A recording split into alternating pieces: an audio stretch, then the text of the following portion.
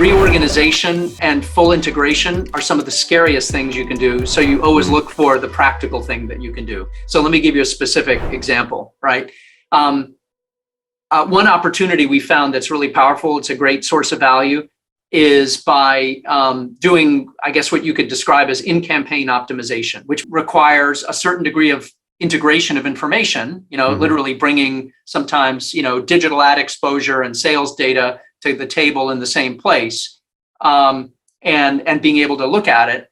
And it also requires kind of bringing a whole bunch of people that typically don't, sit in the same place, or maybe just because they're not doing that kind of day trading, if you will, they don't interact as frequently as they should. So if you've got a brand team, a media partner, maybe an agency, whatever your mix may be, your analytics people, they're used to sort of more of a handoff culture than they are of a let's get in the same room and kind of look at this data and do it. So the practical approach to this would be like, you don't necessarily have to start by worrying about full-on integration. What you want to do is come in, put some data sets together, juxtapose them, maybe use some visualization tools to get a feel for, how, just to give you an example, getting everybody together in a room doesn't mean that they all of a sudden have to have been reorganized to get them into the same room. It does require some permission from bosses to say, hey, I need this guy on a Tuesday and this person on a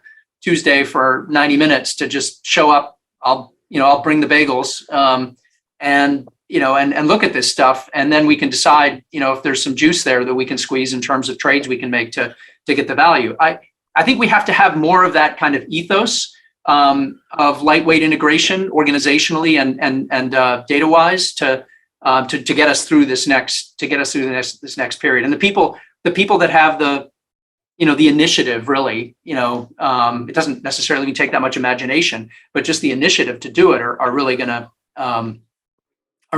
separate themselves, I think, from the pack. Silos are the kiss of death, right? Yeah. So we see that across a lot of the clients that we're working with, and particularly as we went through COVID and we saw more growth on the e-com side, and a lot of times we're seeing, particularly we do a lot of work obviously in CPG, we're seeing that e-com is still reporting up maybe through the chief customer officer, and then you have the rest of marketing and media reporting up through the CMO, and there's no coordination across the two. So great example. Left hand doesn't know what right hand is doing, and therefore you can't make decisions that are holistic and unified and impact the entire business. So agree that there's got to be some kind of coordination. And I think breaking down the silo and not feeling like you have to protect your sandbox for the greater good of the business is going to be, the recipe for success going forward. We had another client that brought those two groups together under one leader, which makes sense, right? When you're starting to look at brick and mortar impact on e-com and back and forth, and making sure that you're optimizing all of your efforts from a creative campaign and from an investment perspective across that continuum to impact the business in the most holistic way. Yeah, I think it's also, sometimes it just requires not sort of thinking about things in a binary way. I'm in this group, I'm not in this group, right? Sometimes it's just lunch sometimes, as they say, to show up to some of these meetings and figure out what's going on. I think that ethos of like when times get a little bit tougher, coming out of the silo, connecting to people as opposed to retreating into it is a big piece of this. And it's exciting to see, some of the insights that emerge when you actually, a great, sort of seam to mine is that traditional between marketing and sort of some of your commercial operations.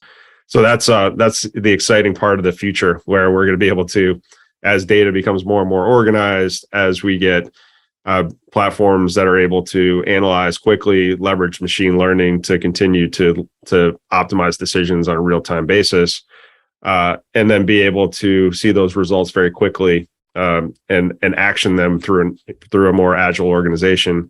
That's really the future of where the money's going to be made. So we're excited to see that continue to unfold. Definitely, yeah. And the recession's only going to amplify the gap between the winners and the losers on this. So.